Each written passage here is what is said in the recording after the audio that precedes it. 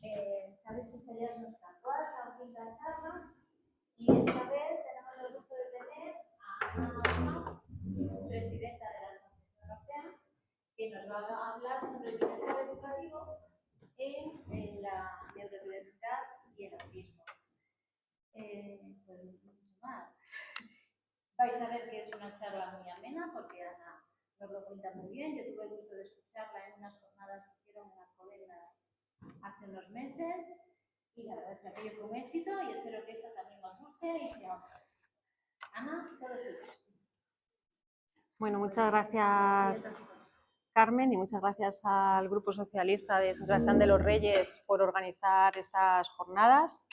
Yo estoy siguiendo un poco la trayectoria de jornadas que se están haciendo, muchas enfocadas a la salud mental, que yo creo que hoy por hoy es uno de nuestros puntos más débiles que tenemos que abordar en muchos ámbitos. Y el que traigo yo hoy aquí tiene que ver con el ámbito para el alumnado que tiene necesidades educativas especiales, sobre todo alumnado con autismo y neurodiversidad. Entonces, bueno, voy a intentar que la charla sea bastante breve. Yo también os doy las gracias a todos los que habéis venido aquí, superando el miedo de la tormenta y de los rayos.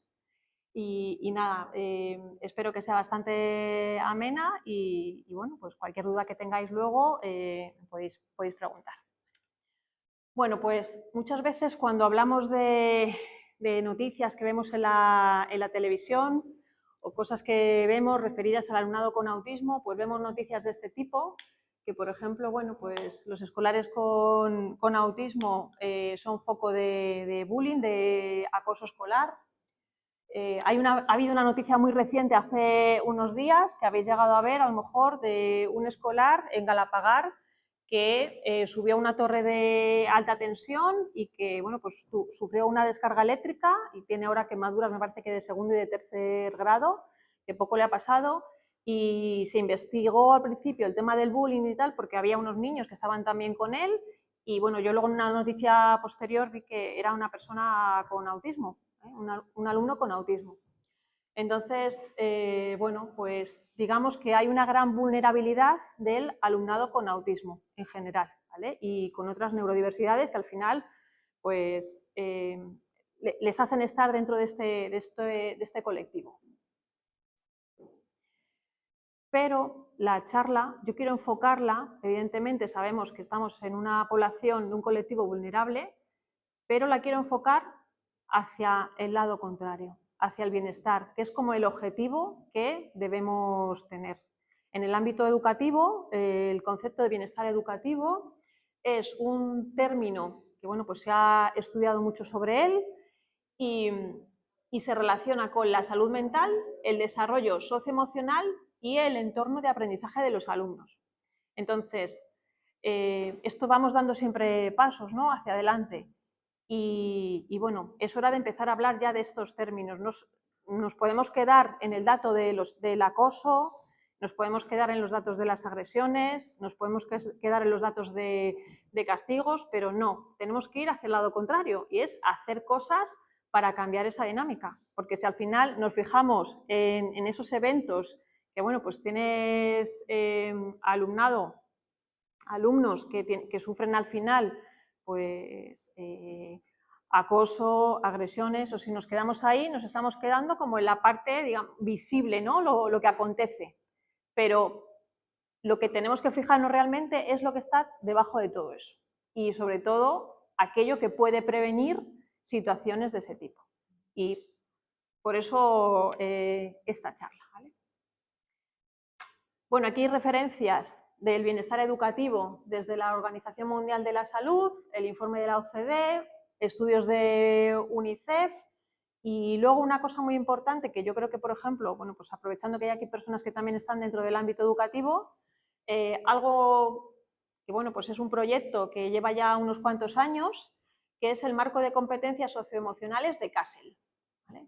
Eso yo creo que es algo que son programas que tienen cierta referencia y cierta implantación en otros países y que, bueno, pues también es hora de poder verlos un poquito, ¿no?, que nos pueden servir de referencia. No se puede hablar de bienestar educativo si evidentemente no centramos todo esto en un contexto de derechos de la infancia y de la adolescencia. Hay una ley que es nacional, que luego está derivada en leyes de protección integral a la infancia y a la adolescencia en las comunidades autónomas. En Madrid está la Ley 4 del 2023 y como desarrollo también de la parte legislativa, pues hay una resolución que también me parece muy interesante para ver, que tiene que ver con la figura de una persona que es el coordinador de bienestar, que tiene unas competencias concretas a nivel de proteger, ¿vale? Que haya evitar situaciones de acoso o violencia dentro de los centros escolares. Los centros educativos pues son un marco de referencia muy importante para la vida de las personas. Si cualquiera se pone a echar horas, pues prácticamente es como un trabajo. Más de 30 horas a la semana están nuestros hijos e hijas en centros educativos, con lo cual es un ámbito donde evidentemente en coordinación con las familias hay que hacer cosas, pero dentro de esos centros hay que hacer cosas. Y bueno, eso lo traigo un poco como referencia para que lo tengamos en cuenta. ¿Cuáles son los objetivos del bienestar educativo? Promover la salud mental y emocional, fomentar un entorno seguro y positivo, que lo de los entornos seguros para los menores, eso es algo que en la Ley de Protección a la Infancia, la LOPIBI, es como la base. Apoyar el desarrollo integral, incentivar la inclusión y la equidad, fortalecer las habilidades sociales y emocionales, fomentar la motivación y compromiso, apoyar la resiliencia y el bienestar a largo plazo, porque eso también es importante, ¿no? Últimamente estamos viendo, sobre todo en adolescentes, que luego frente a dificultades, problemas que surgen o manejo de conflictos, pues estallan muy rápidamente. Entonces, ¿qué pasa? Que esa parte es como que esas competencias no las han adquirido, a lo mejor no las están adquiriendo en todo el entorno, que puede ser el entorno familiar también, por dificultades que tengan, y bueno, el entorno educativo pues también es un buen sitio, porque luego querremos que esas personas, por ejemplo, pues colaboren en sociedad o que trabajen, ¿no? ¿Y qué pasa? ¿Vas a aprender competencias emocionales cuando estés en el trabajo, tengas que trabajar en equipo con otras personas y se provoquen conflictos? Pues todo eso, si puede ser adquirido en etapas tempranas, pues muchísimo mejor. Y luego, por supuesto, mejorar la participación y el rendimiento académico. Hay datos, es que creo que no he traído de algún informe, pero hay datos que alumnos que mejoran competencias socioemocionales luego tienen un mejor rendimiento académico. Entonces, estás uniendo muchísimos factores que pueden ser positivos. Para mí, un poco también con la experiencia, un poco de lo que llevamos en este mundo, tanto del autismo como al ser padres responsables de personas menores, ¿no? Cuando ves inicialmente cuando van tus hijos al colegio, pues yo al principio decía, no me entero de nada, yo pensaba que iban al colegio y punto. Y ya está, pues iban a sus clases, hacían sus deberes y tal, pero bueno, luego ya, pues también yo creo que fue a raíz del diagnóstico de mi hija pequeña, es como que te vas ya metiendo un poco más, vas viendo otro tipo de competencias. Hay padres que despiertan en el momento en el que nos pasó a nosotros esto, ¿no? Pero hay otros que evidentemente están muy concienciados con la educación, la adquisición de valores, la motivación de los niños, la participación, que no tengan conflictos o que sepan, o que si los tienen sepan gestionarlos emocionalmente. Entonces, bueno, para mí un poco, tal y como lo veo yo, los elementos que hay importantes en el sistema educativo, por un lado está la comunidad educativa, por otro lado está la parte de información del entorno, que puede ser evidente o no evidente, como por ejemplo cuando tú vas a un sitio y digamos qué es lo que percibes, ¿no? en el ambiente, ¿no? de ese sitio, si te da buena sensación o vas a pensar que a lo mejor tu hijo o tu hija va a estar muy bien en ese centro, ¿no? Por cosas que ves que a lo mejor pueden ser tangibles o intangibles, ¿no? Por ejemplo, los comentarios de los padres, comentarios en redes sociales, el aspecto del centro, ver los programas que tiene, etcétera, ¿vale? O por otro lado estarían las infraestructuras y los entornos físicos y luego la parte de procesos educativos y en el centro de todo estaría el alumnado, ¿no? que va allí. Ahora, para mí un poco ya desglosado, los aspectos claves del bienestar educativo, pues ahí en la información del entorno, el tema de accesibilidad. Ahora explicaré un poquito más ese concepto. Los profesionales educativos, en la parte de educación, de comunidad educativa, están los profesionales, los compañeros, agentes de participación, como pueden ser las AMPAs, el consejo escolar o, por ejemplo, si hay consejo que haya participación de los estudiantes, ¿vale? En la parte de lo que serían los procesos, pues tenemos procesos de aprendizaje, tanto académico como personal, habilidades para la vida, participación activa, definición de las relaciones, de cómo se relacionan las personas dentro de ese centro, dentro de ese contexto, o sea, cómo se articulan las relaciones de los profesionales con el alumno, de los compañeros con el alumno, del AMPA con las familias, todo ese mare magnum, ¿vale? A nivel de procesos, y luego en infraestructuras, pues infraestructuras y entornos, que son entornos de aprendizaje que sea seguro y positivo, el espacio donde aquellos estudiantes se sientan queridos y valorados. Y luego a nivel de bienestar en la persona, la salud mental y emocional y cómo va articulando relaciones interpersonales de calidad dentro del centro, que luego, claro, los centros educativos son un espacio donde desde jóvenes se van relacionando con otras personas y te da muchas oportunidades.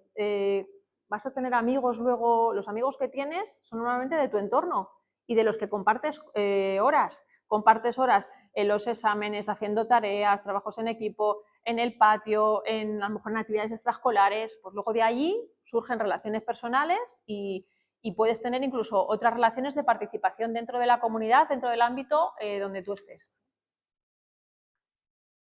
Pero claro, aquí ya, después de haber visto un poco la parte teórica, vamos a definir un poco cómo son estos estudiantes. En el tema del autismo, pues hay unos criterios de diagnósticos que tienen que ver con problemas de comunicación, problemas de comportamiento, intereses restringidos repetitivos, problemas de la relación social, porque claro, si tú tienes dificultades de comunicación, la relación con otras personas, pues voy a decir que es casi consecuencia, ¿no? Es muy raro que una persona tenga dificultades de comunicación y luego tenga interacciones sociales buenas, ¿no? Porque ya partimos de la base de que para tener relaciones personales tienes que tener una buena comunicación, tanto a nivel efectivo, de tener buen lenguaje, buena adquisición del lenguaje, buen uso del lenguaje, es decir, poder hablar, poder escribir, poder expresarte, como que, aunque lo puedas hacer, pero que lo hagas en un contexto donde no dé lugar a malentendidos o a confusiones, o el lenguaje que no sea literal, ese uso del lenguaje y me provoque una confusión, ¿no? Entonces decimos a veces que las personas con TEA muchas veces se meten en muchos charcos, ¿no? Porque a veces dicen cosas en momentos o el lenguaje sacado fuera de contexto, ¿no? Yo podría poner muchos casos de mi hija, ahora ella es una adolescente y, por ejemplo, claro, en el instituto el lenguaje que utilizan los adolescentes, tápate los oídos.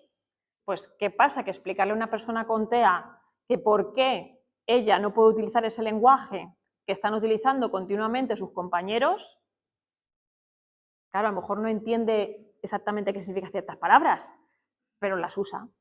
Entonces, tienes un poco que educar también en esa parte porque otros compañeros se dan cuenta de perfectamente cuándo o con quién pueden utilizar cierto lenguaje, pero una persona con autismo hay que exponerle más concretamente, oye, no puedes decir esto.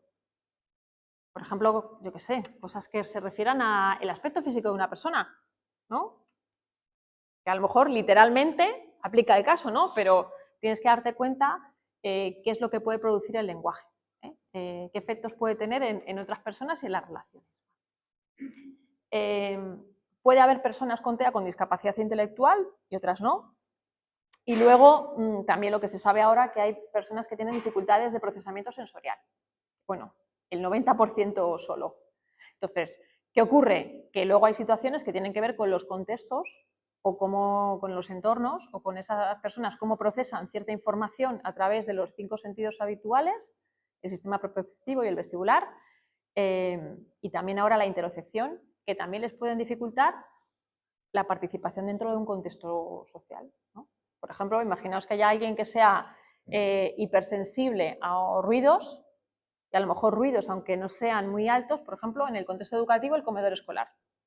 Sitios donde hay muchísimas personas, hay muchísimas frecuencias, a lo mejor no hay un nivel acústico de ruido muy alto, pero que haya muchísimas frecuencias a la vez perturba mucho a la persona porque está recibiendo mucha información que a lo mejor otras personas que no tienen esa neurodiversidad no les molesta. Entonces, ¿eso a qué hace? Pues que aumente la ansiedad, puede tener conductas disruptivas, puede tener comportamientos que quiera salir huyendo de ese sitio, ¿no? Ese tipo de cosas que te dificultan la participación dentro del entorno, ¿no? Oye, es que mi hijo o mi hija no puede ir al comedor escolar. Pues fijaos ese problema que puede suponer en una familia. Aparte del niño o niña que no pueda comer, temas de conciliación familiar, de acceso a esos espacios, ¿no? Equidad, etc. Bueno, y datos malos, ¿no? Los niños con TEA son acosados a un ritmo de 3 o 4 veces mayor que los de sus compañeros sin discapacidad, con impactos negativos en el funcionamiento académico y síntomas de salud mental, incluido mayor riesgo de suicidio. Claro, esto ninguna familia lo queremos ver, pero los datos están ahí. Este estudio es del 2018, en España prácticamente no hay mucha investigación, pero bueno, se puede tomar como referencia. O sea, fijaos, bueno, los datos, nos podíamos ir a los datos de noticias y tal, habría que hacer un registro, pero bueno, en España ahí registramos poco. Y en tema de salud mental y emocional, pues el tema de la ansiedad, por ejemplo, que lo presenta el 40%, ¿vale? Depresión, que la depresión aumenta con la adolescencia, con lo cual, claro, no vas a tener niños con depresión normalmente en etapa primaria, pero ya en secundaria, ¿no? Algo pasa en secundaria. Ayer estuve en el consejo en un acto del Consejo de la Infancia y Adolescencia del Ayuntamiento de Alcobendas, que mi hija ha tenido la oportunidad de estar durante 3 años, lo cual bueno, ha sido una experiencia muy buena. Pero relacionado con esto, hubo una niña que le dieron el bastón de mando de alcaldesa durante 5 minutos, ¿no? Y dije, bueno, ¿y tú qué harías? No sé qué. Entonces dijo una cosa que decía, bueno, yo es que, por ejemplo, en los institutos hay algo que pasa ahí, que cuando tú vas al instituto es como que el ambiente, como que, dijo algo así, como que no te da buen rollo, no te da buen feeling, no tal. Claro, o sea, algo pasa, ¿no? en esos centros a nivel de cosas que a lo mejor no pasan en los centros de educación primaria e infantil, ¿no? Pues a lo mejor ahí ya es que esta parte hay que mejorarla, ¿no? Hablaba puso alguna medida más y tal, alguna idea más, pero eso yo me quedé con eso y dije, es que tiene totalmente razón. Dice, es que algo pasa, o sea, me decir, tú vas allá a estudiar, es verdad que es un entorno más exigente que la etapa primaria, evidentemente, pero hay algo que se siente en ese ambiente, ¿no? Y bueno, yo creo que eso luego pues se somatiza, ¿no? Por ejemplo, ¿qué más? Los trastornos del sueño, entre el 50 y el 80% de personas con TEA tienen dificultades de sueño, eso evidentemente te afecta luego al día siguiente y a la parte emocional. Los trastornos del sueño no es que solamente estés cansado, es que a nivel de salud, el cerebro, si no duerme bien, hay cosas que no hace por la noche, entre ellas detoxificar toxinas y otros procesos que no son, como digo, muy evidentes. No es como si tú dices, es que yo qué sé, me he dado un golpe y me sale un moratón. No, pero eso a largo plazo hace que seas más vulnerable, pues, por ejemplo, para otro tipo de enfermedades y enfermedades mentales. Entonces, el sueño es muy importante cuidar. TDA, pues aquí no he puesto el porcentaje, pero más o menos el 50% de las personas con TEA tienen TDA. Y eso se manifiesta muchas veces en dificultades de atención, en impulsividad, en la falta del control de inhibición, o sea, de pararte un poco a pensar antes de actuar. Los trastornos de estado de ánimo también están ahí, cambios bruscos de humor, de pasar de llorar a reír. Trastornos alimentarios, que también ocurre. Hay una parte que tiene que ver con el tema del procesamiento sensorial de alimentos, pero bueno, pues porque puede estar ahí, ¿no? Y luego puede tener también un tema con la ansiedad, ¿no? Bueno, a toda la gente nos pasa cuando estás en picos de ansiedad muy alto y dices, se me cierra el estómago, ¿no? No tengo hambre, no tengo... Pues evidentemente si tienes una persona que se está enfrentando a situaciones que no puede gestionar, pues tiene picos de ansiedad más altos y evidentemente eso le provoca otras cosas. Y luego, para el final he dejado un poco la parte del tema de conducta desafiante y agresiva.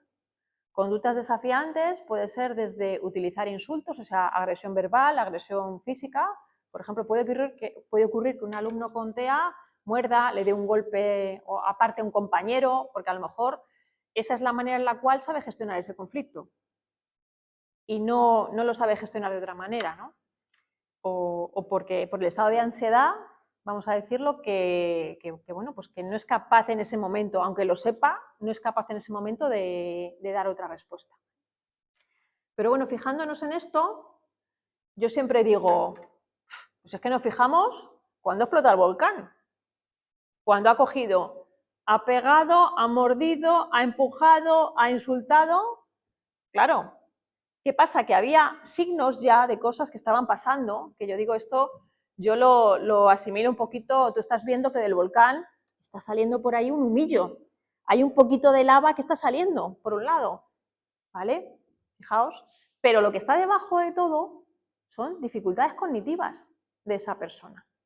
Y que esto, pues, lamentablemente no se aborda o no se ve. Pero sí nos fijamos en esa conducta desafiante o agresiva que ha tenido esa persona. Pero ¿qué es lo que ha pasado para que lleguemos a ese punto? Entonces tenemos que hablar de las capacidades cognitivas, de habilidades cognitivas, que en el caso de todo este perfil de alumnado, tanto con autismo como neurodiversidad, a veces tienen unas cuantas o a veces las tienen todas, ¿vale? Dificultades de atención, dificultades de memoria, dificultades en las funciones ejecutivas, dificultades en el razonamiento lógico o por qué si hago una cosa pasa esto, las consecuencias que puede tener, dificultades en el lenguaje, dificultades en la comprensión lectora, tanto para leer como para escribir y explicarse lo que ellos quieren transmitir. Temas también de conocimientos y de comportamientos, ¿vale? Entonces es cuando nos tenemos que plantear muchas veces si en ese bienestar de este perfil de alumnado realmente es que se está considerando esas dificultades cognitivas, nosotros nos hacemos entender, pero ¿están entendiendo lo que está pasando? ¿No? Imaginaos iros a China o a Corea e intentar entender qué es lo que están diciendo, ¿no? Pues a veces es ahí donde se produce como, ¿no? Que a veces suponemos erróneamente, por ejemplo, un alumno con autismo que tenga lenguaje, que sea verbal, que nos está entendiendo. Pues es que a lo mejor no nos está entendiendo. Y nos dice, sí, sí, sí, a las preguntas. Pues tiene que haber como una comunicación bidireccional, o sea, lo suyo sería obtener un feedback para ver si te está entendiendo realmente. Entonces tú saber si está comprendiendo. Todo esto se llama, hacernos entender, se llama accesibilidad cognitiva, que significa realizar una serie de ajustes en diferentes partes, en esos elementos que yo os he colocado dentro del entorno educativo, en esos elementos pues hay que ir haciendo ajustes. Y así podemos hablar de accesibilidad cognitiva dependiendo un poco en los procesos, en la información, en los profesionales. El impacto de la accesibilidad cognitiva, eso lo traigo un poco porque no solamente afecta a las personas con TEA, pero para tenerlo en cuenta, más o menos, o sea, un cálculo que se hizo, más o menos en España estarían por 12 millones de colectivo, personas. Porque eso también, por ejemplo, puede ser aplicable, imaginaos, a alumnos que son escolarizados, que vienen de otro país y que no dominan el idioma. ¿Qué pasó en el inicio de la guerra de Ucrania? ¿No? Pues os lo digo, en muchos coles empezaron a utilizar pictogramas que se utilizaban con alumnado con TEA para hacerse entender, porque no tenían adquisición del lenguaje. Entonces, esos apoyos visuales fueron elementos universales y que ayudaron a muchísima gente que no tenían TEA, no tenían dificultades de aprendizaje, pero no conocían el idioma. Entonces, bueno, lo que quiero un poco también transmitir que esto puede valer pues para mucho alumnado, ¿vale? O para muchos sitios. Ahora, ¿cuáles son los impactos que tenemos en el sistema educativo? Pues en el sistema educativo en Madrid, esto se ha sacado del último informe, que es el informe de 2023, que contempla los datos del año 2022 de la Comunidad de Madrid, ¿vale? Que esto es un informe de 300 y pico hojas, o sea, tiene de todo, ¿no? En el sistema educativo. Y más o menos de alumnos con necesidades educativas, ¿vale? Que ahí estaríamos un global muy grande, fijaos, llegamos a casi 30.000. También tener en cuenta que esos son datos de 2022. Alumnos TGD, ¿vale? Por titularidad, centro y etapa educativa, pues más o menos, perdón, que aquí hay una que nos quería también contar. Aquí están ya los alumnos con TGD por centros. Es que no se ve muy bien. Pero bueno, ya en cifras, más o menos, me parece que estamos en 600 centros preferentes que tienen dotación de aula TEA en la Comunidad de Madrid, más o menos creo que estamos. Y luego, de datos de alumnado global, pues fijaos, pues supera los 13.000 alumnos en 2022. Hay centros de titularidad pública, concertados y privados. Pero una cosa que quiero resaltar, fijaos, esos son los datos globales. Aquí están etapa, bueno, por orden sería infantil, primaria, esta no sé cuál es, FP básica, ESO, ¿vale? Bachillerato. Aquí no está el alumnado de centros de educación especial, ¿vale? Fijaos, primaria e infantil suman unos 6.000. Luego pasamos a la ESO, se quedan en unos 3.000. Pero es que luego en bachillerato, 230. Y aquí tengo que meter la cuña. Y la cuña es que Nortea hace unos meses hizo una petición en change.org, por favor, hay que dar apoyo a la continuidad del sistema educativo para alumnado que necesita apoyo. ¿Dónde están? Fijaos, de 3.000, ¿dónde están? Es que es una burrada. ¿Y eso qué ocurre? ¿Dónde van esas personas? Claro, a partir de los 16 años ya no tienes obligación de estar estudiando. ¿Dónde vas? O a lo mejor pueden ir a educación, a formación no reglada, pueden ir a FP, pero es que claro, es que no suman, no suman. O sea, ya la siguiente secuencia, ¿dónde están? Más o menos año a año es parecido, ¿no? Por los datos un poco de evolución, pero ¿dónde están? Entonces, hay que intentar que el alumnado que tenga necesidades de apoyo, ir cubriendo lo que se pueda. Bueno, ¿va bien? ¿Va bien? Okay. Bueno, estos datos también están más o menos que he estado buscando estos a nivel nacional en Educabase, que es del Ministerio de Educación, y aquí los datos de la Comunidad de Madrid. Pero bueno, hay un poco, bueno, en enseñanzas no universitarias, alumnado con necesidades educativas especiales en el curso 2022-2023, y más o menos el total están casi cerca de más de 7.000 alumnos, ¿vale? Pero bueno, los datos más o menos un poco para que veáis de qué estamos hablando, ¿vale? También una cosa importante, que los datos, hay veces que se mezclan varios conceptos. Alumnos en centros TGD, que son centros preferentes, alumnado con necesidades educativas especiales, alumnado, por ejemplo, de altas capacidades está recogido en otros sitios, pero también, por ejemplo, alumnado de altas capacidades, es que puedes tener una persona que tenga autismo y tenga alta capacidad, que es que luego ya empezamos a desmembrar esas etiquetas, pero dices, ¿dónde está esa persona? ¿Está por aquí? ¿Está en estos datos? ¿Está en esto otro? Con lo cual, bueno, más o menos la cifra global que yo diría serían unas 30.000 personas en total y ahí dentro están pues unos 13.000 con TEA, que sepamos más o menos, en centro preferente, pero luego puedes tener personas con TEA que no están en centro preferente, que están escolarizados con apoyos, con lo cual, pero vamos, es un poco, lo de los datos es un poco a veces difícil de interpretar. Si recordáis un poco el esquema que yo había dicho, ¿no? Pues vamos dentro de ese entorno educativo, a los sistemas de información.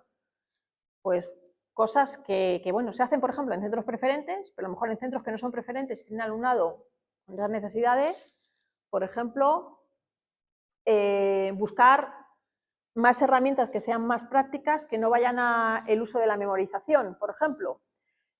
Utilizar diferentes tipos de formas o de formatos para poder acceder a la información del centro, ¿no? Por ejemplo, algo muy básico, las normas de comportamiento, de convivencia, ¿no? Yo le voy a pedir a un alumno que haga, o mejor dicho, que no haga ciertas cosas a veces, y eso lo tiene que poder entender. Si yo le doy todo escrito en un folio, pues a veces a lo mejor esa información es accesible. Entonces, si se pueden utilizar diferentes formatos, que pueden ser visuales, audiovisuales también, pues todo ese tipo de... que te entre por la vía de información por diferentes formatos, la va a hacer más comprensible y más accesible, ¿no? El tema del vocabulario también es importante y uso de recursos como la lectura fácil, ¿no? Que lo que hace es que utilice una terminología más sencilla. ¿Sabéis lo que es lectura fácil alguien? ¿No? Bueno, pues tenéis que ir, por ejemplo, a las bibliotecas. Yo recomiendo que aquí en Sanse, pues la biblioteca de Marcos Ana, que esa tiene secciones de libros que están en lectura fácil. Y que, por ejemplo, pues tanto para niños como para personas adultas, pues puede haber diferentes formatos y la lectura fácil pues les ayuda a mejorar esa comprensión lectora de lo que estás viendo, ¿no? Ahora también hay muchos procesos que se están transformando en lectura fácil, incluso de medicamentos, de procesos administrativos, en organizaciones, en ayuntamientos, para hacer más fácil, por ejemplo, que una persona pues, pueda realizar ese trámite en igualdad de condiciones que otra. De sistemas de información, pues en general, por ejemplo, ya ahora que estamos en la época informática, si yo me voy a la web de un centro educativo, pues a veces esas webs son poco accesibles y puedes acceder, es difícil acceder a los contenidos. Aquí he traído un ejemplo, por ejemplo, del colegio CEPRI, es un colegio de educación especial, tiene las secciones con pictogramas. Y luego otro colegio que, bueno, pues que ya dentro de los contenidos, que también es el colegio, es el CEIP Miguel de los Ríos, me parece, que también tiene un contenido que, bueno, no me puedo conectar a internet, pero yo lo recomiendo es que lo veáis porque, bueno, pues tiene bastante contenidos interesantes.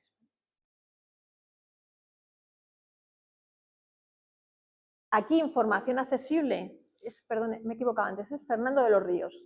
Pues hay, por ejemplo, ya información que también que hay para diferentes niveles. Hay para niños, hay para más a lo mejor hacia adolescentes o adultos y los padres, ¿no? Y bueno, hay muchos materiales, por ejemplo, que en este caso que hablábamos de la parte de bienestar emocional, pues aquí hay una sección del coordinador de bienestar y cuelga un montón de cosas que pueden ser recursos.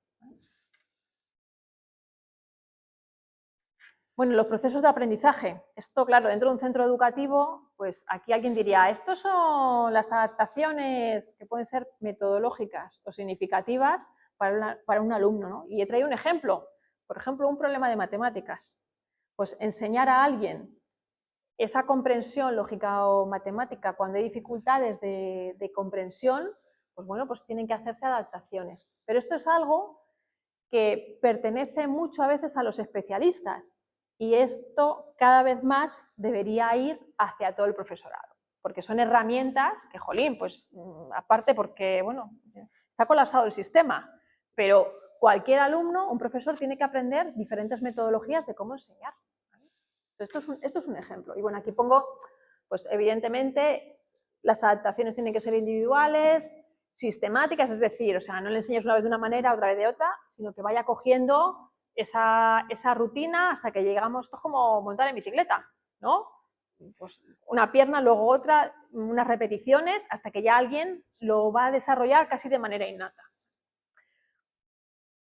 Y bueno, el tema de tecnología, que ahora mismo la accesibilidad nos va a venir por tecnología. Si yo cojo a un alumno y resulta que hay una aplicación con la cual va a aprender metodología matemática, pues a lo mejor le motiva mucho utilizar la tablet, el móvil o el ordenador, y resulta que esa tecnología también es muy didáctica, es muy accesible, entra por los ojos, por así decirlo. Todo lo que sea luz, sonido, imagen, es que hace y te entra directamente. ¿Vale? A nivel de lo que serían los procesos de aprendizaje, pues todo lo que serían metodologías DUA, que yo creo que se va en esa línea, ¿no? Estamos avanzando en la parte del sistema educativo, pero produce una motivación extra a los alumnos, ¿no? Y todo esto al final deriva en algo que es la participación. Es decir, que esa persona pueda estar, pueda ser allí dentro de ese espacio, pero pueda aportar también. Y a nivel de la parte de competencias emocionales, pues el tema de CASEL, eso es lo que había comentado un poco antes, que es un programa, es de los Estados Unidos, me parece que lleva ya 30 años, o sea, que esto está inventado, ¿no? La rueda, siempre digo yo, la rueda está inventada. Vamos a ver qué están haciendo otros y hay cosas que a lo mejor se pueden aprovechar. Y son programas que van desde las aulas, pero fijaos, el aula, escuela, la familia, o sea, el entorno de la familia y luego en la comunidad. Y se desarrollan competencias de autoconciencia, autocontrol, toma de decisiones, conciencia social, habilidades para relacionarse, ¿no? Y estos son programas que, bueno, pues ojalá poco a poco podamos tener programas de ese tipo o actividades que al final están englobados dentro de esos programas, ¿no? Mi hija tuvo la oportunidad de estar en un centro educativo de Alcobendas, que yo siempre digo, ha estado mucho tiempo allí, ha estado 9 años y allí, por ejemplo, pues un programa que tenían que permite las relaciones entre iguales son los programas de patios. Pues ahí aprenden a relacionarse más con otros, tienen más contacto, luego hay actividades que se pueden hacer en grupos más pequeños, ¿sabes? Pero si tú tienes una actividad que se va repitiendo y que además no es para personas con autismo, es que es para todo el centro educativo, pues es que se está beneficiando todo el centro educativo de eso, porque todas las personas al final, pues competencias que puedes ir aprendiendo desde pequeño, es algo muy positivo.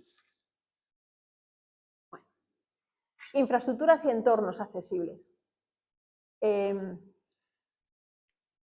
Cuando tú estás en un entorno, hay varias cosas que tienes que tener en cuenta. Evidentemente, en la accesibilidad cognitiva, claro, pues yo qué sé, por ejemplo, estamos aquí en el ayuntamiento, pues cosas de yo poder entender que esto es un ayuntamiento, que estoy ahora mismo aquí en una sala donde hay una ponencia, donde hay personas hablando, que por ahí he entrado, ahí está la puerta, por ahí está la salida, yo qué sé, que ahí hay un extintor, ¿no? Pues hay cosas a nivel de concepto que este entorno es accesible.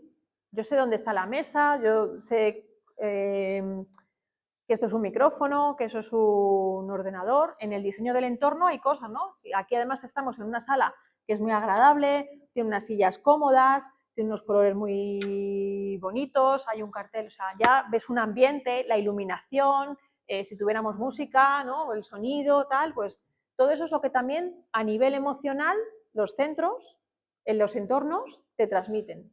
Y claro, pues por ejemplo, ver en un entorno algo así, pues ya es como que estás viendo también el ánimo, ¿no? Dice, valiente es quien ayuda al que está solo.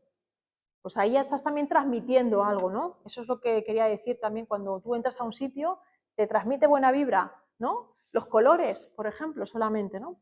Pues todo eso, en personas con autismo y neurodiversidad, esto está estudiado, pues la percepción espacial también influye no solamente en la parte cognitiva, por así decirlo, que entiendas dónde estás o a nivel de cómo deambulas, por ejemplo, localizar las salidas de las puertas o hacia dónde tienes que ir, dónde está el ascensor y tal, pero sino también en la parte emocional.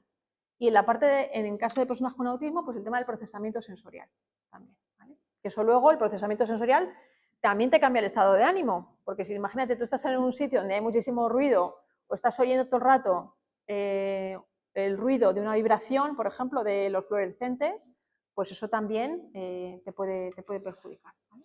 A nivel emocional.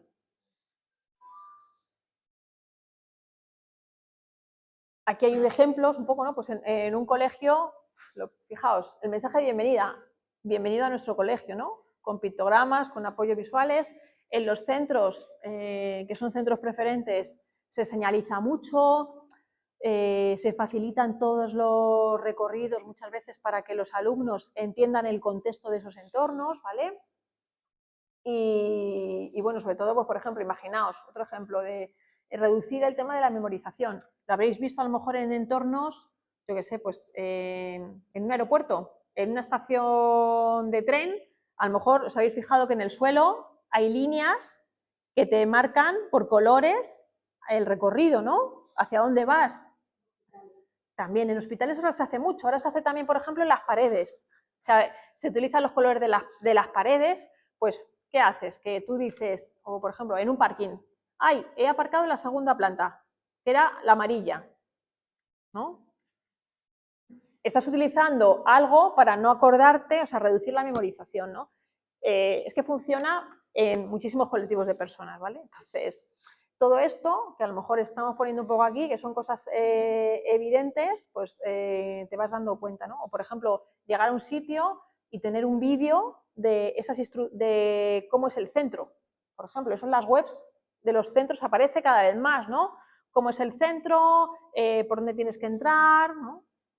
Cosas de ese tipo. Las instrucciones, normas, etcétera.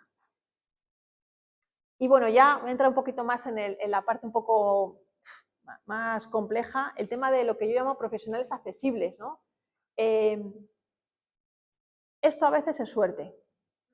Te puedes encontrar profesionales capacitados, teóricamente, por sus profesiones, tal, pero hay veces como que no se llega a entender muy bien a los alumnos, ¿vale? Pero también hay profesionales que no tienen esa formación, esa capacitación especialista, pero sin embargo son muy accesibles y son muy sensibles y tienen mucha actitud. No solamente aptitud, sino actitud. Y eso también pues hace al final que, por ejemplo, se consiga construir en un centro cultura inclusiva, accesible y sensible, que es ahí donde diríamos, esto ya sería unir todos esos elementos, ¿no? Es verdad que cuanto más alto está dentro del escalafón de la comunidad educativa, por las direcciones de los centros, por ejemplo, si una dirección de centro no apoya medidas que a lo mejor le están reclamando los especialistas o cualquier profesorado que tiene alumnos con autismo o neurodiversidad, pues claro, no va a funcionar bien, evidentemente, ¿no? Entonces, hay que centrarse, que como yo digo aquí, no solamente de las personas específicas, ¿no? Sino construir esa comunidad. Y eso va a redundar en el bienestar final de los alumnos. Los compañeros, pues claro, los compañeros están dentro de esa cadena en la cual se hacen las relaciones. Todo lo que sea meterles dentro de esa cultura, pues bueno, aquí no he podido ponerlo porque, bueno, pero hay unos, esto es un ejemplo de un centro educativo que, por ejemplo, pues hacen una actividad con cometas el día del autismo, tienen, por ejemplo, poesías, han ido recopilando todas las ideas de los alumnos, es decir, han metido a toda la comunidad educativa dentro. Y eso es una acción que mejorará el bienestar y las relaciones entre los alumnos. Igual que si, por ejemplo, pues otras acciones, como he dicho antes, pues un proyecto de patios, proyectos de aprendizaje-servicio, o sea, muchas cosas que se pueden hacer. Y todo eso al final, ¿en qué redunda? En el bienestar de los alumnos. Las familias. Pues aquí las familias también, a través de los AMPAs, los consejos escolares, etcétera, pero igual también es importante a veces pues tener grupos de apoyo, facilitar cursos, formaciones para que, bueno, pues que a nadie nos enseñan a educar, ¿no? Educar a un hijo o una hija, yo creo que es de las tareas más difíciles. Las competencias, tienes que tener muchísimas competencias y a veces algunas competencias las tienes, pero otras las tienes que desarrollar. Esto es como todo, o sea, nadie nace sabiendo, ¿no? Y bueno, es importante pues porque también es una pieza. Y esa pieza, pues a lo mejor resulta que el AMPA organiza una actividad o una extraescolar y llegas a un sitio y dices, uff, es que mi hijo o mi hija tiene autismo y me han dicho que no puede ir a esa extraescolar. Por ejemplo, no, es que, es que nos dice la empresa de extraescolares que no tiene monitores capacitados. Claro, pero sí. Me ha pasado, ¿eh?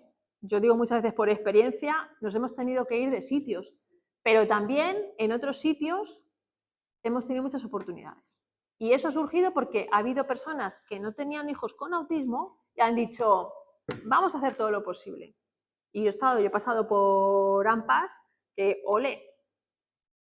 Entonces, encontrar esos facilitadores en ciertos sitios, pues ayuda. A lo mejor dices, bueno, al final a lo mejor no me he podido quedar a la actividad, pero has tenido la oportunidad. Y tener oportunidades, pues muchas veces es súper importante, crear oportunidades. Bueno, y nada, ya acabo.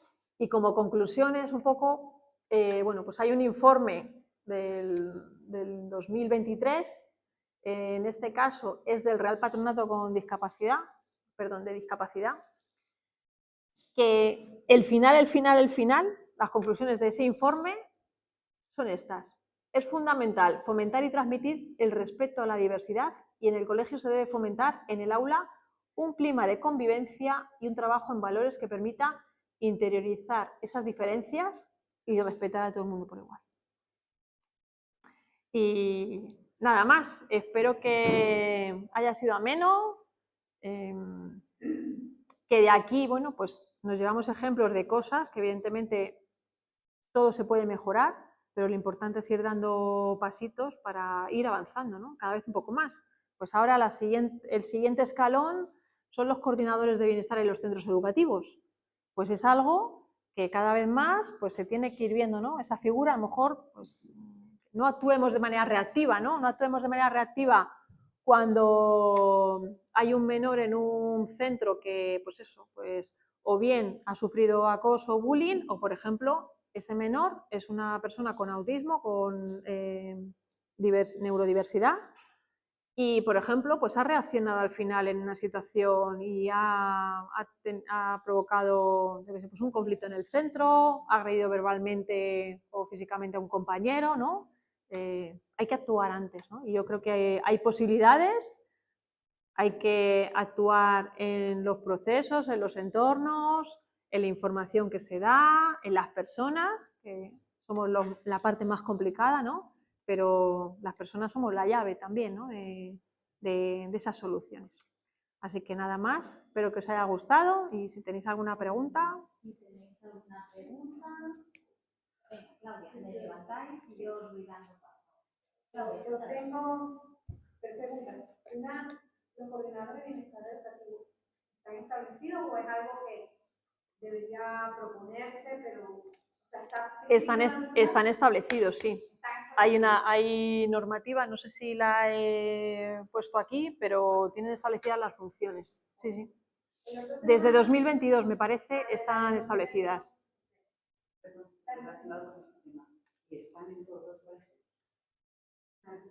Eso ya, pero están establecidos. Están establecidos y debe... Sí, y yo creo que hay... Eso ya es como, por ejemplo, actualmente ahora ya no hay un plan de atención a la diversidad en los centros, se llama el Plan Incluyo. Hubo una normativa que me parece que es de mayo del 2023, lo digo así de memoria, y ya tienen que estar entrada en vigor al día siguiente, que tengas unos periodos de unos meses tal. Sí, lo otro que quería decir un poco, pensando en el tema del paso de sexto grado a la ESO, ¿no? De primaria a secundaria, sí. De primaria a secundaria. Yo creo que además, dentro de la población infantil que pasa a ser juvenil, es que se crea todo un mito, no lo sé, ¿no? Mi hijo está en sexto y mi hijo desde que entró en sexto dice, es que en primero, no, los mayores se meten con nosotros, hay acoso. O sea, yo utilizo unos términos y ya va como predispuesto, digo yo, a la jungla. A la jungla, claro. Es decir, yo no digo que no sea difícil, sino que ya hay como una historia contada que ya te lleva a predispuesto a un espacio que evidentemente es diferente, ¿no? Entonces, que no necesita tenerte a autismo, es decir, ese miedo está y va con todos, ¿no? Está en todos, sí. Está en todos. Está en todos. Yo de hecho, el año pasado tenía mucho miedo porque era el primer año también de mi hija en un centro en el que no había estado nunca. Es un reto, es un desafío. Yo tenía mucho miedo, casi la que estaba con más ansiedad era yo, a decirlo. Pero bueno, el primer año, vamos a decir, saltamos esa ola, la saltamos. Ahora está en segundo y bueno. Son también entornos más complejos porque también hay una parte que tiene que ver con la madurez de la persona, pero bueno, también tienen que enfrentarse a gestionar conflictos. Lo único que, bueno, pues también desde la parte de los centros, evidentemente, pues se tienen que poner medidas de prevención, que yo creo que es lo más importante, y aparte de vigilancia o de control o de castigos, o que a veces dicen, no, es que han hecho, yo qué sé, te han puesto un parte. Perdón, estoy relacionado con ese tema. Entonces, todos estos niños que al final no pasan y que no van ni a pasar a la enseñanza secundaria de cualquier tipo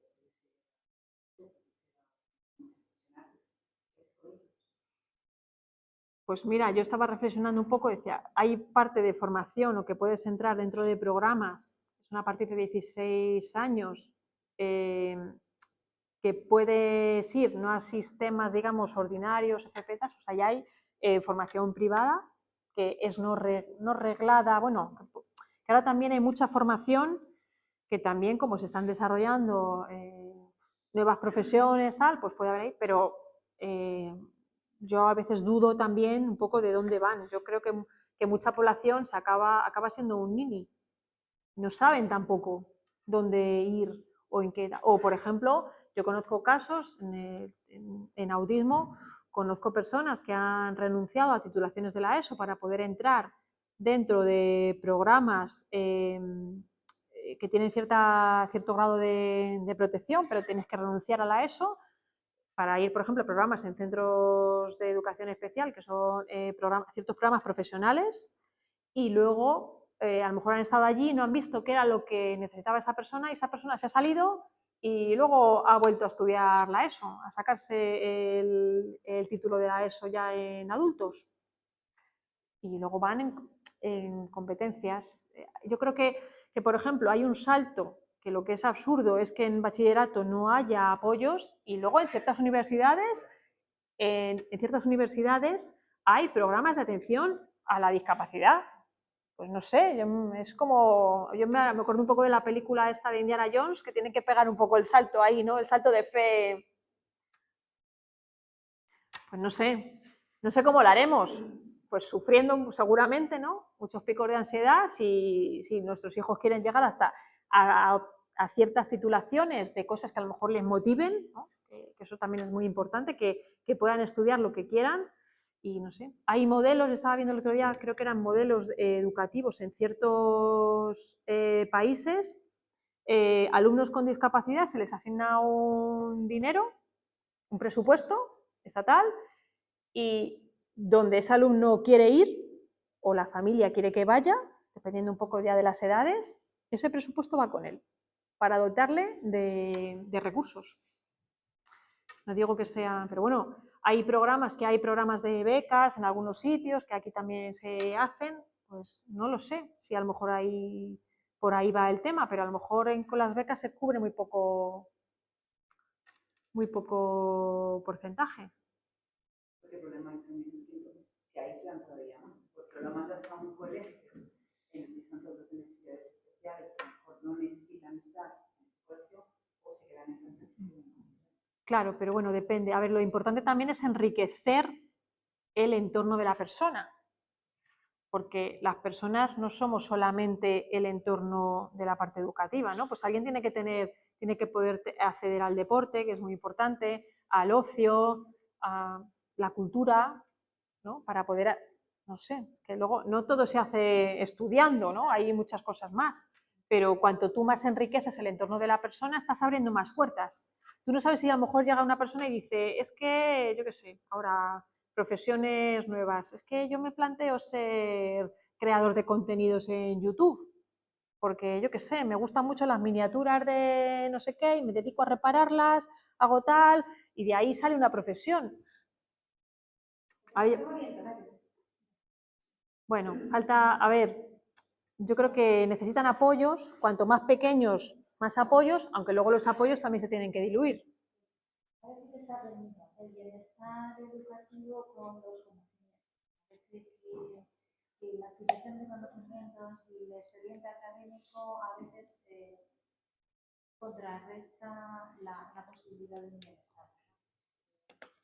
O sea, me parece que había sacado yo el...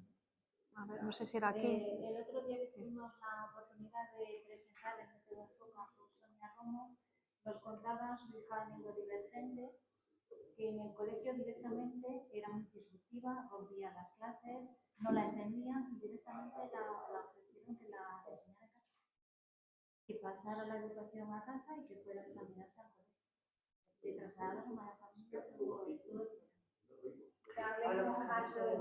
Ay, perdonad, que hablaba para él y me olvidaba de vosotros. Pues es que el jueves pasado tuvimos la oportunidad de conocer el método Enfoca en la Biblioteca Marcosana y la ponente, Sonia Romo, nos contaba que su hija es neurodivergente y uno de los problemas que se había encontrado es que en su etapa académica, ahora la niña ya estaba en la universidad, no había pasado, pero no había encontrado un centro educativo ni profesionales que la comprendieran y habían acabado por decirle que la enseñara y que la educara en casa, que el colegio no podía adaptarse a ella. Claro, es que hay, pero ya no solamente Ya la no parte es curricular, es que la relación social, estás ya fomentando un aislamiento social desde infancia. No era el enriquecimiento de conocimientos académicos, es que era un problema de comunicación entre personas, de una niña que se criaba aislada. Total, ¿verdad? Potenciemos nuestro bienestar, nuestra inclusión en el medio educativo. Y si tenéis más preguntas, opiniones, espera, déjame el domingo. Pues yo lo que quiero decir que no hay colegios preparados para esas cosas. Porque todos los años cambian a los profesores. Sin embargo, este año está mi nieto con la persona que está este año de maravilla. Pero encima no quiere estar ahí. Y cuando hay alguna cosa, llaman a la policía para que se lo lleve. No digo más. Y estoy harto ya de ir a por él. Claro, hay muchos niveles de problemática. Y a la policía y a más cosas. Sí, hay temas que tienen que ver con lo de la... Otras veces lo encierran entre puertas viejas para que no salgan.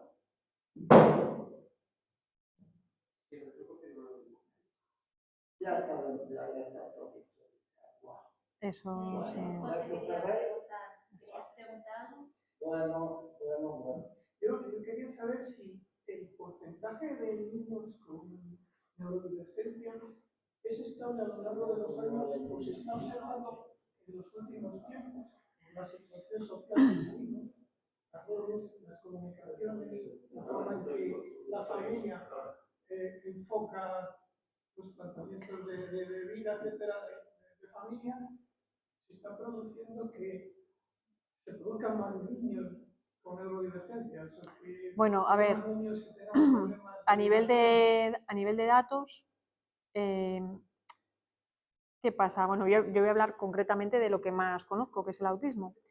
A nivel de datos, los datos de incremento de autismo son alarmantes. En niños menores de 8 años quien mejor hace más los registros de identificación es en Estados Unidos, el CDC, que es el Centro de Control de Enfermedades, ¿vale? Porque bueno, pues, el autismo viene de un diagnóstico médico. ¿Vale? Eso también lo tengo que decir porque luego hay gente que es que bueno, divaga un poco respecto a lo que es, pero bueno, o por opiniones, por creencias personales, pero el autismo es un trastorno del neurodesarrollo, está dentro del DMS-5, que es el libro donde se reconocen a nivel psiquiátrico, o sea, la parte médica, todos los trastornos, está en el CIE-11, que es la Clasificación Internacional de Enfermedades. Entonces, bueno, yo hablo desde el ámbito de la salud. Que otra persona luego lo quiera poner en otro ámbito, eso ya corresponde a una creencia personal, pero es un tema de salud. Y entonces, lo que sí que se sabe es que hay factores que tienen que ver tanto en la parte genética como en la parte epigenética, que son las condiciones ambientales, que eso ahí podemos hablar de condiciones ambientales de tu entorno, lo que comes, lo que bebes, lo que respiras, que cambian cómo vives, la alimentación, cómo vives, esos son factores, pero luego hay, que digo, del entorno, pero luego hay factores genéticos, que los genes se pueden modificar, es la parte epigenética. Entonces, bueno, ¿por qué hay más? O sea, hay una parte que tiene que ver con mejoría del diagnóstico, que eso yo lo compro en adolescentes y lo compro en adultos, que se diagnostican más por una mejora del diagnóstico, pero no lo compro en menores de 8 años, porque hay más. Hay muchos más.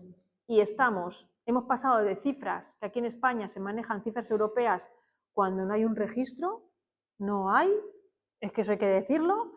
Hay unos datos de estimación europea del año, me parece que 2011 o 2012, que dicen 1 de cada 100 personas, y eso si alguien tiene curiosidad, la fuente es Autismo Europa y hay unos datos de estimación. Y el CDC de Estados Unidos, que anualmente revisa los datos, ahora mismo dice que 1 de cada 36 niños menores de 8 años tiene autismo en Estados Unidos. Entonces, se diagnostican muchos más en esas edades porque hay muchos más niños. Yo me acuerdo cuando mi hija era pequeña y estaba en una escuela infantil en la Alcobendas, en La Chopera, a la cual agradezco mucho también su paso por allí, significó mucho en la evolución de mi hija. Solamente estaba ella. Allí pasamos, me parece que fueron 2 años. El último año que salió mi hija de allí, o sea, antes de cumplir 3 años, porque, claro, no lo he contado, mi hija tuvo un diagnóstico temprano a los 15 meses. Mega temprano, ahora tiene 13 años. O sea, tuvimos, bueno, mucha suerte o mucha mala suerte, porque cuando tienes un diagnóstico tan temprano es que los signos que manifiesta el niño o la niña son signos muy severos. Entonces, bueno, cuando mi hija salió de La Chopera, había otro niño que a la edad de 3 años, cuando salió de allí, tenía signos de autismo. Pero es que yo sigo en contacto con esa escuela y en los últimos años que tienen un montón de alumnos, muchos alumnos con TEA, niños muy pequeños. Es que estoy hablando de una escuela infantil de 1 a 3 años, de 0 a 3, perdón. Entonces, lo que es evidente, o sea, es una evidencia, hay muchos niños pequeños, hay muchos más. Y luego, lo que yo sí compro también es mejora del diagnóstico. Evidentemente, cuando ya pasan a centros educativos, porque también los equipos de orientación de atención temprana en centros educativos públicos es por donde pasan. En cuanto llega un niño a los 3 años, está en el colegio o en un centro de infantil público, en ese segundo ciclo, los detectan muy rápidamente. Vamos a decir que la mayor parte se detecta sí o sí a los 3 años, cuando son muy pequeños. Aquí en España, ¿qué pasa? Que luego puede haber dudas, el diagnóstico, si el niño habla, sobre todo, el niño habla, pues, y yo conozco casos de niños que han pasado por diagnósticos de TEL, de TDA, y luego llega en la adolescencia, y como digo yo, ahí casca el huevo, y ahí se aprecian muchísimo las diferencias del ámbito social. Pues ahí se han pasado pues porque no ha tenido signos muy severos, pero ahí evidencia o le cambian el diagnóstico. Y en adultos pues se está también diagnosticando más, pero donde aparecen, porque una de las cosas que el autismo aparecen síntomas en las primeras etapas del desarrollo. Entonces, claro, tienes que haber pasado algo. A lo mejor le preguntan a los padres, ¿ha gateado, ha mirado a los ojos, se ha llevado cosas a la boca? ¿No? Porque hay hitos que tienen que ver con el aprendizaje, con el desarrollo, vamos a decir, normal o neurotípico. Que ese es el desarrollo, lo que se conoce de cómo se desarrolla tu cerebro y lo que influye luego pues el cerebro en otros procesos. ¿Se puede confundir una situación emocional transitoria con una enfermedad mental a la hora de diagnosticar? Y la persona no tener un problema, pregunta.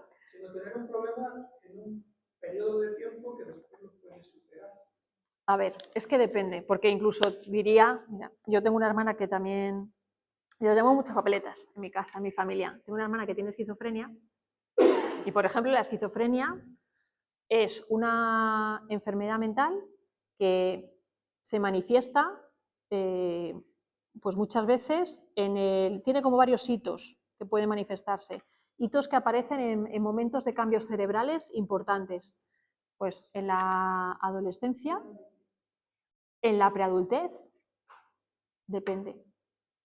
O por ejemplo, luego hay personas que, jolín, pues conocéis el caso de Ángel Martín, os suena, ¿no? El cómico este, que luego ya por un episodio tuvo un brote psicótico, pero eso, por ejemplo, podía ir más hacia algo transitorio, ¿no? Pues por consumo de drogas, lo cuenta él, ¿no? Lo cuenta él públicamente, que por eso él le dio el brote psicótico, pero luego ya a partir de ahí pues tiene también otra serie de consecuencias o de, bueno, pues que son, yo digo más, a mí me parecen más como lesiones a nivel cerebral que te pasan y que, bueno, pues luego tu cuerpo pues va adaptándose, puede recuperarse, hay cosas que te puedes recuperar, otras no, y luego hay cosas que a lo mejor pues se convierten en cosas crónicas. Por ejemplo, cuando una persona tiene esquizofrenia, cuando aparece eso, no aparece cuando eres pequeño, no suele haber casos, son casos muy raros, pero cuando aparece ya, luego eso se cronifica para toda la vida. Es que depende. Es muy complejo, ¿eh? El tema de la salud mental. Alfonso, hola. ¿Y qué podemos hacer nosotros como padres para que el colegio, a los colegios regulares tengan como más orientación, más charlas sobre los profesores para que sepan cómo actuar? Luego llega, por ejemplo, la hora del comedor y los profesores no están, son monitores que son como externos al colegio y, por ejemplo, yo tengo un hijo que no tolera las carnes. ¿Cómo saben ellos si tienen que darle de comer a los niños? Tu hijo está escolarizado con apoyos, ¿no? No tiene plaza de centro preferente, plaza de aula TEA. Pues bueno, a ver, hay cosas que luego muchas veces se resuelven hablando, ¿no? Pero también hay que utilizar los canales. En los centros educativos, pues lo primero sería ver cómo se articula ese contrato que hay para comedor, cómo tú accedes. Y luego hay veces que hablando con personas, pues también se pueden ir resolviendo particularidades. Hay veces que el AMPA, por ejemplo, también hace un poco labor, ¿no? En el tema de los comedores, de los desayunos, pues no sé, yo utilizaría los canales, pero claro, por ejemplo, yo soy mucho de utilizar los canales hasta cierto punto, dar ese margen, ¿no? Para que la gente pueda resolver. No se trata de meterte como un torete, ¿no? Ahí ves el trapo y dices, ¡pum!, voy así, a saco, porque esto es un derecho, no sé qué tal. Hay veces que con una actitud amable también y colaborativa se consiguen muchas cosas, pero también, pues eso, utilizando los canales. Pues si el AMPA también, ahí yo sé que suele haber comisiones de comedor, pues a lo mejor se pueden plantear problemas que a lo mejor resulta que no solamente le está afectando a tu hijo, sino que está afectando a más personas. Y luego hay cosas que tienen que ver, pues, bueno, buscar un poco equilibrio entre nuestras demandas y lo que pueden hacer otras personas, porque a veces que no se puede manejar, ¿no? Entonces, bueno, pues también hay que aumentar la tolerancia. Por ejemplo, en el caso de personas con TEA, yo cosas que le pasaban a mi hija de alimentación en el comedor, la jodía, digo así, porque allí comía ensalada, allí lograban que comiera ensalada y yo en casa no era capaz. Bueno, ahora mi hija come y prueba cosas incluso que yo digo, esto yo no me lo como. El primer día que la vi que se comió una vieira, digo, bueno, vieira, un molusco así que tienen, digo, a mí eso me da mucho asco, pero ella cogió, lo olió, esto huele a mar, hizo ras. Y yo decía, madre mía, y se lo ha comido, con la textura que tiene eso, no sé qué. Entonces, bueno, que también hay momentos en los que, por ejemplo, que consigan que coma carne, es que a lo mejor puede ser un objetivo, no lo sé. Y luego depende muchas veces de la sensibilidad de las personas. Ahí es el factor suerte. Pero también, siendo colaborativo, tal, pues yo creo que se consiguen muchas veces más cosas. Y, por ejemplo, hablar con el AMPA. Es que el AMPA, yo siempre digo a la gente, asociaros al AMPA. Es que son padres como, o sea, que muchas veces se produce una separación entre los padres de personas con necesidades educativas especiales, pensando que a lo mejor no te van a entender. Y los que luego cuando entras en muchos sitios te das cuenta de que es que la diversidad existe en muchísimos sitios y que cada persona tiene un problema. La comunicación. Al final hay que comunicar. No sé, yo buscaría varias vías. Y ahora, si ya no veo vías y veo que, entonces ya a lo mejor digo, espérate, que voy a ver dónde te puedo reclamar, ¿no? Pero antes de llegar a ese escalón, voy a ir por otros. Bueno, pues damos por concluida nuestra charla. Muchas gracias por venir. Seguiremos con estos ciclos de charlas. Ya nos iremos informando del siguiente. Y cuidado que está lloviendo. No nos caiga.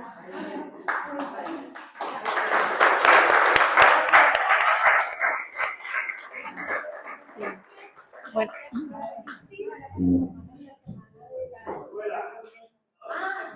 Sí, bueno, sepáis que para el mes que viene tenemos organizada toda la semana completa con actos y programación de la semana de la salud mental. Les recomiendo, hay varias actividades